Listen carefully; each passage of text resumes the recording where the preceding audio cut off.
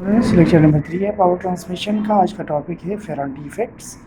Ferranti effect basically उन तीन important effect में से एक है जो ट्रांसमिशन लाइन के अंदर अकर हो सकते हैं। उसमें बाकी दो इफेक्ट हमारे पास क्या है, corona effect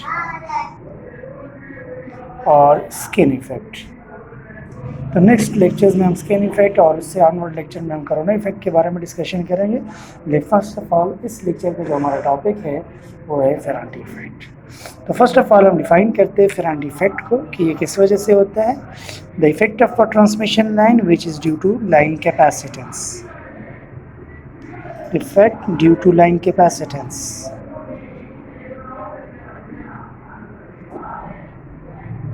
A line capacitance result in Ferranti effect.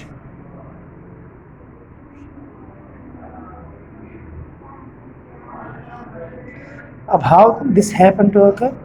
According to Ferranti effect, it happened to occur when a transmission line is suddenly loaded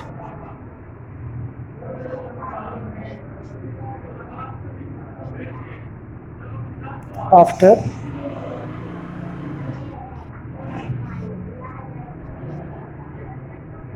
unloading condition. मतलब पहले से अनलोडेड होता है, फिर सडनली आप उसको लोड कर लेते हैं, ठीक है। तो फिर for brief interval then due to line capacitance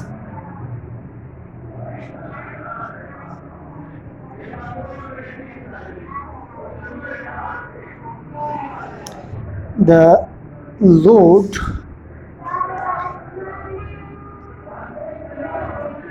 voltage, load को कौन सा वोल्टेज मिलता है, वी आर, क्या हो जाता है फेरांटी इफेक्ट की वजह से इंक्रीज कर जाता है, राइजेस या हाइयर, बिकम हाइयर।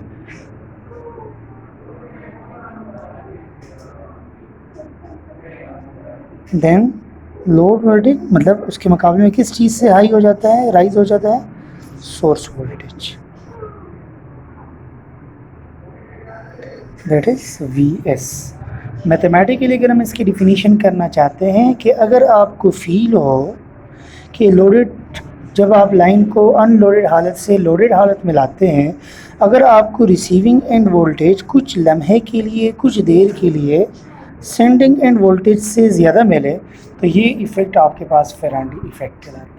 अब कैसे कर होता है ये अभी हम थोड़ा सा ब्रीफ डिटेल देंगे इनका, लेकिन फ़िलहाल के लिए आप ये नोट रखें। फेरांटी इफ़ेक्ट को समझने के लिए हम पहले ट्रांसमिशन लाइन का एक मॉडल बनाते हैं। तो हमें पता है transmission line model, for example मैं टी मॉडल बना रहा हूँ।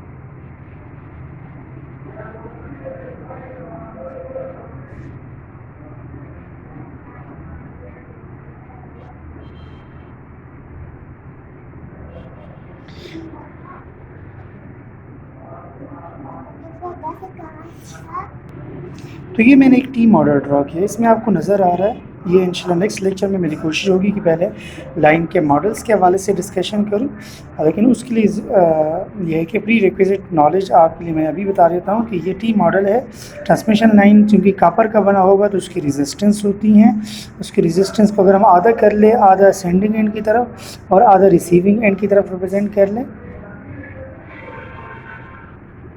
इसी तरह इंडक्टेंस को भी हम क्या कर लेते हैं, आधा यहाँ पे रिप्रेजेंट करते हैं L/2 और L/2 यहाँ पर रिप्रेजेंट कर लेते हैं। सेंडिंग और रिसीविंग एंड के दरमियान सीरीज़ वाली वैल्यूज़ हाफ हाफ कर लेते हैं, हाफ सोर्स की तरफ, हाफ लोड की तरफ। और कैपेसिटेंस पूरी लाइन की हम क्या करते हैं, एक कैपेसिटर की मदद से रिप्रेजेंट कर लेते हैं। तो ये टी मॉडल, ये डिटेल से इंशाल्लाह डिस्कशन इसके ऊपर करेंगे कि कैसे ये बन जाता है या कैसे हम बना सकते हैं। लेकिन इसमें ये चीज़ यहाँ पर इस इफ़ेक्ट के लिए ये ज़रूरी है कि फेरांटी इफ़ेक्ट में हम ये जहन में रखें कि लाइन की कैपेसिटेंस मौजूद होती है। अब कैपेसिटर की प्रॉपर्टी आप लोग याद रखें कि कैपेसिटर जब आप लाइन के साथ कनेक्ट करते हैं, बिलफर्ज ये रिसीविंग एंड तो आपको वोल्टेज जो है ये तो लोड को मिलता है ना। अगर लोड ऑफ है, अनलोडेड का मतलब लोड ऑफ है, तो फॉर एग्जांपल यहाँ पे लोड है और ऑफ होने का मतलब क्या है कि यहाँ पे इसका स्विच ओपन है। मैं यहाँ पे डॉटेड लाइन से बना रहा हूँ और ये डॉटेड लाइन का आपके पास जो बिहेवियर है वो पूरी सर्किट के बिहेवियर के सर्किट इस तरह हम कंप्लीट कर सकते हैं। तो लेट्स सपोज इस साइड पे मैंने सोर्स लोड कनेक्ट कर दिया, इलेक्ट्रिकल लोड, और उसका स्विच ओपन कर दिया, मतलब स्विच का ऑफ कर दिया, तो लाइन क्या हो गया, अनलोडेड। अब ये अनलोडेड लाइन आपके पास सोर्स के साथ परमानेंटली कनेक्टेड है।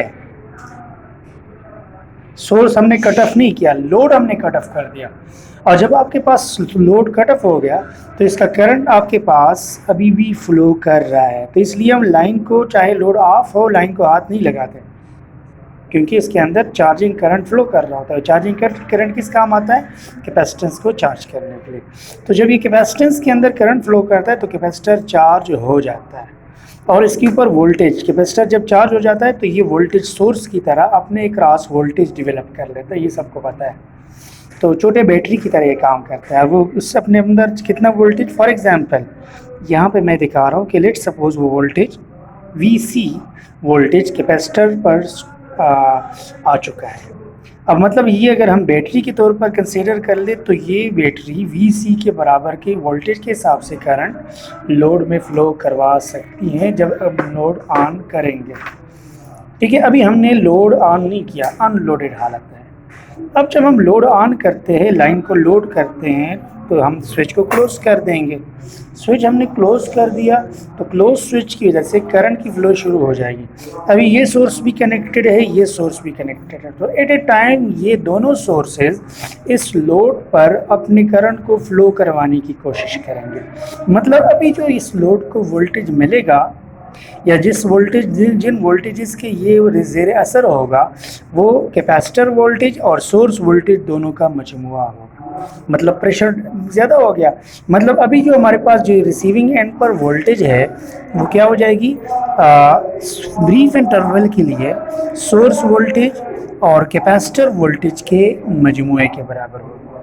अब ये इसका मतलब ये तो नहीं हो सकता ना कि जनरेटर वोल्टेज कम प्रोड्यूस कर रहा हो और लोड को वोल्टेजेस ज़्यादा मिल रहे हो, लेकिन ब्रीफ इंटरवल के लिए इस इफेक्ट की वजह से ये हो जाता है कि हमारे पास receiving end voltage source voltage plus capacitor voltage के कम्बिनेशन के बराबर हो जाती है। इस वजह से हम कहते हैं ना कि VR ग्रेटर है VS से। कितना ग्रेटर है, VC के बराबर की वैल्यू इसमें ऐड करेंगे तो VR बन जाता है।